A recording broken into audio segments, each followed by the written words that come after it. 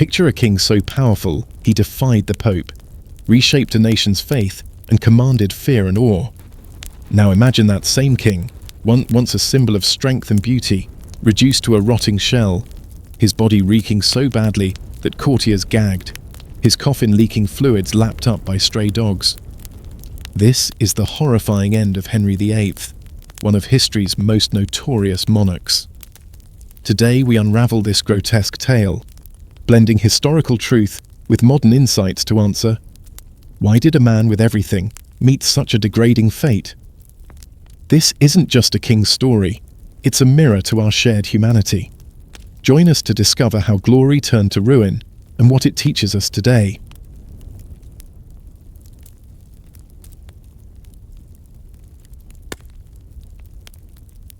Born in the late 15th century, Henry Tudor was the second son of King Henry VII, never meant for the throne. But when his brother Arthur died, Henry became heir at 10. Crowned Henry VIII at 17, he was tall, athletic, with red gold hair and a charisma that dazzled Europe. Diplomats praised his commanding presence. One called him a prince without equal. Skilled in jousting, music, and poetry, he embodied the Renaissance ideal. England saw him as hope after years of strife. Yet beneath this golden facade, tragedy loomed.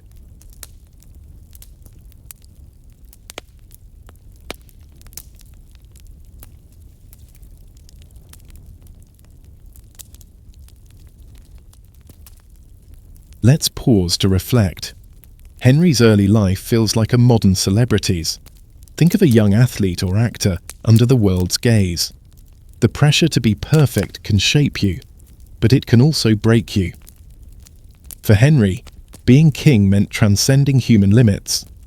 I believe this pressure laid the groundwork for his downfall. It's a universal truth. When life demands perfection, one misstep can change everything. For Henry, that misstep was near.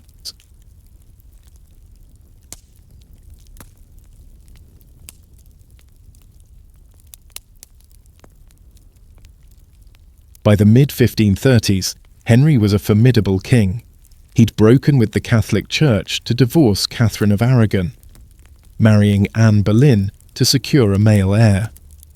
His court was a dazzling but dangerous world of ambition and intrigue. Yet a single moment, an accident, would shatter his body, mind, and legacy. Let's step into that fateful day when everything began to unravel.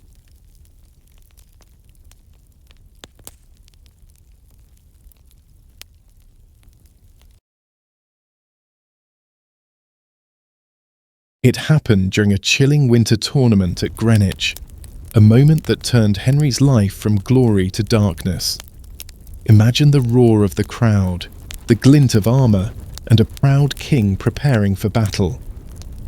That moment changed it all, and set England on a path to tragedy.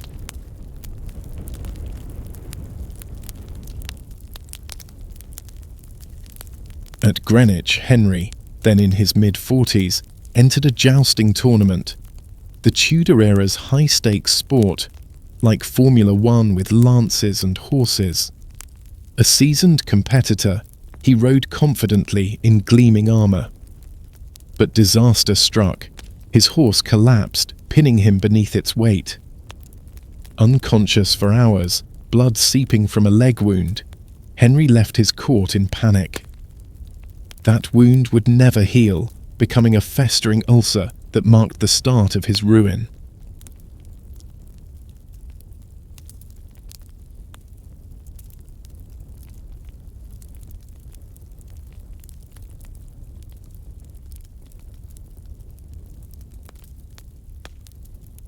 The ulcer was more than a wound, it was a curse. It oozed, emitting a stench so foul that courtiers knew Henry was coming before they saw him. For a king obsessed with his image, this was a personal disaster. His mobility plummeted and his weight soared. Records show his waistline grew from 35 inches to over 50, his weight likely exceeding 400 pounds. Palaces were modified, door frames widened, a pulley system built to move him. His diet, packed with meat and wine, delivered thousands of calories daily, far beyond modern guidelines, accelerating his body's collapse.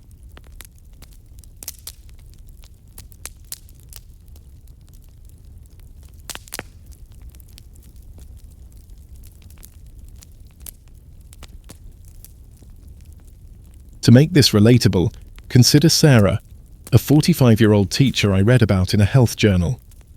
Sarah was vibrant until a car accident left her with chronic leg pain. Unable to exercise, she gained weight, and her confidence crumbled. She felt trapped in her body, much like Henry with his ulcer. Unlike him, Sarah had modern medicine, but her story shows how one injury can spiral into a cascade of challenges. It reminds us that physical setbacks don't spare kings or commoners.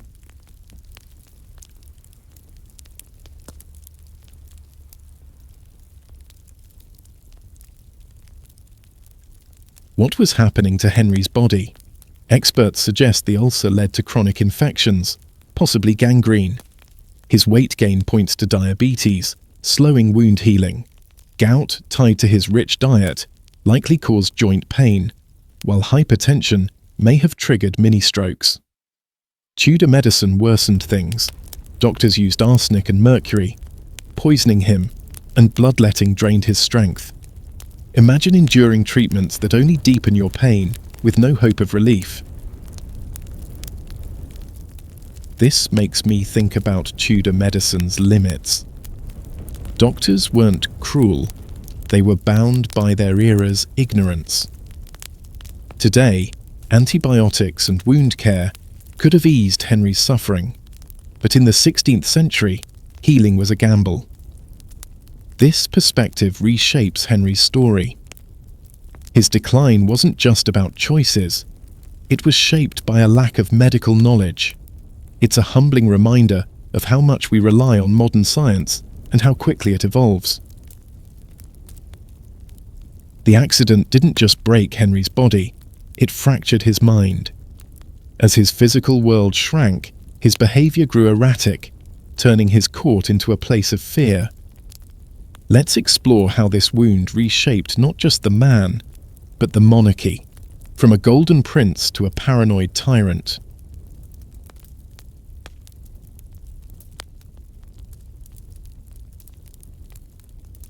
The 1536 accident may have damaged more than Henry's body, possibly his brain. Around this time, he ordered the execution of Anne Boleyn on flimsy charges of adultery and treason. Was this paranoia fueled by a head injury? Some historians think so, citing studies linking trauma to impulsivity and aggression. Henry's mood swung wildly, rage one moment, melancholy the next. He grew obsessed with conspiracies, executing allies like Henry Howard, Earl of Surrey, just days before his own death.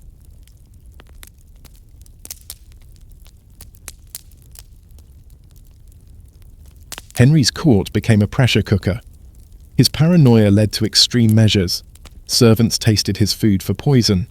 Utensils were scrutinized. A wrong word could mean death. Imagine working where a glance might be misread as treason. Courtiers used perfumed handkerchiefs to mask the stench of Henry's ulcers, but they couldn't hide their fear. English law made predicting the king's death treason, so everyone pretended he'd recover, even as his body rotted.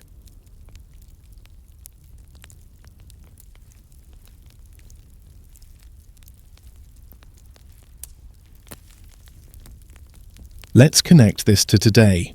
I read about John, a CEO, in a leadership case study. John was charismatic until a health scare made him distrust his team. He fired loyal colleagues over minor issues, turning his company into a battleground. Like Henry, John's fear of losing control changed him. This parallel shows how power, mixed with insecurity, can breed destruction. Henry's court, like John's boardroom, became a place where fear replaced trust.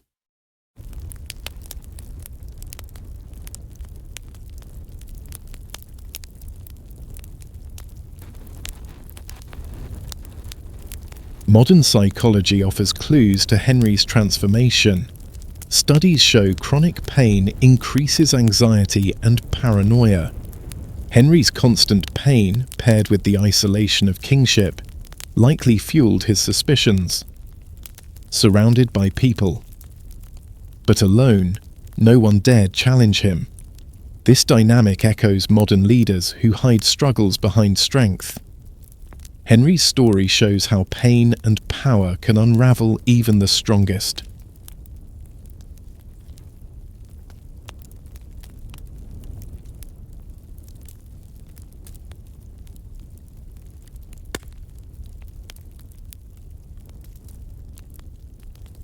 Enter Catherine Parr, Henry's sixth wife, married when he was nearing 50 and she was in her 30s.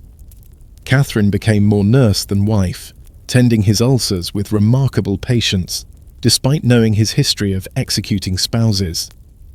Picture a young woman in a stifling palace, caring for a volatile king.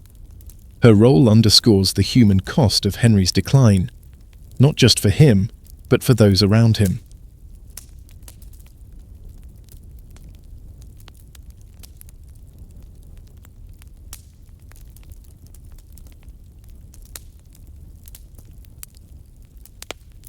This facade of invincibility is key. Henry's courtiers upheld the myth of his strength, even as he crumbled. We see this today, leaders masking struggles to maintain image. Henry's story peels back that mask, revealing a man trapped by mortality. It's why this tale resonates. It shows the vulnerability behind the crown. As Henry's body and mind decayed, his court became a world of fear and pretense, setting the stage for his final, gruesome chapter.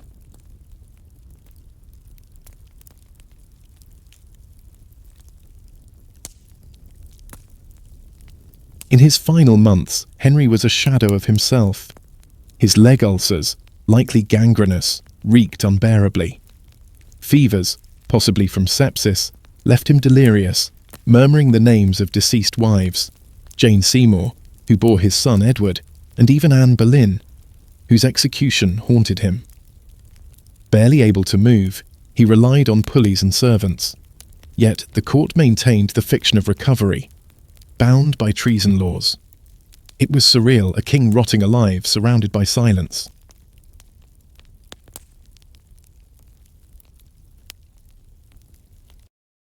As death loomed, Henry could barely speak. He squeezed Archbishop Thomas Cranmer's hand when asked if he died in faith, his last act. At 55 he passed, but the horror didn't end. His massive body required a special coffin, and embalmers struggled with crude Tudor methods, removing organs, stuffing herbs. The process was gruesome, and a darker event awaited.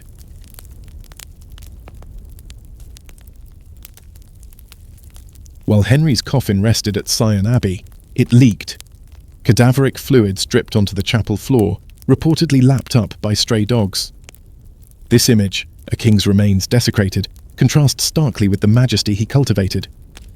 His funeral at Windsor Castle was grand, but the stench lingered.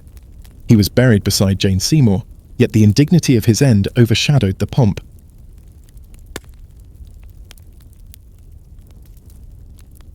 This isn't just grotesque, it's symbolic. Henry built an image of divine power, defying the Pope and reshaping England. In death, he was mere flesh. It's a metaphor for ambition's limits. No matter our plans, nature has the final word. This makes me think about our own pursuits, chasing success, only to face the same end. Henry's decay reminds us that power is fleeting, but its consequences endure.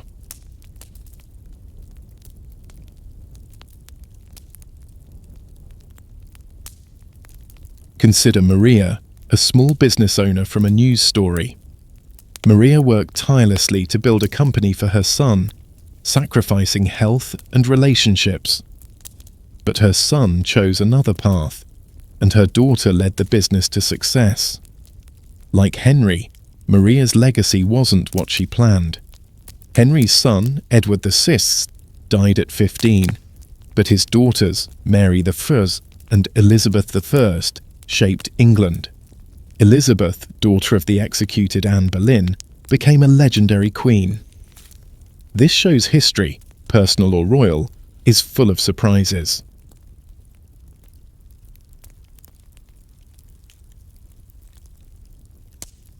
The ultimate irony. Henry's obsession with a male heir drove him to break with Rome and execute 2 wives. Yet Edward's brief reign gave way to Mary and Elizabeth. Elizabeth, born to the wife he rejected, became his greatest legacy. It's a poetic twist. His success came from what he undervalued. Maria's story and Henry's show our impact often lies beyond our control.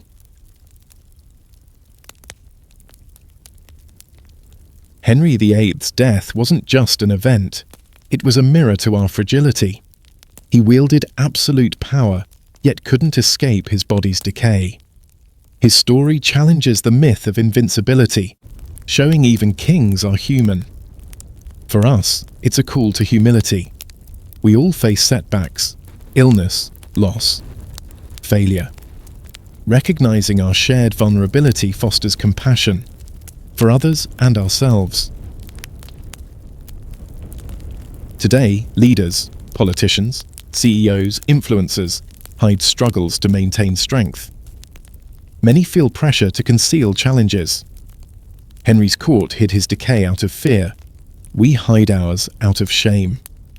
His story urges us to break that cycle. Honesty about our limits isn't weakness, it's strength. Henry's fall shows that facing our humanity makes us resilient. So, what's the lesson? Henry's horrific end teaches that true strength lies in facing flaws, not denying them. He fought to control his legacy, but nature won. For us, this means embracing our humanity. Our bodies fail, plans falter, but our impact endures through the lives we touch. Whether a king, a teacher like Sarah, a CEO like John, or a parent like Maria, your legacy lies in how you navigate challenges.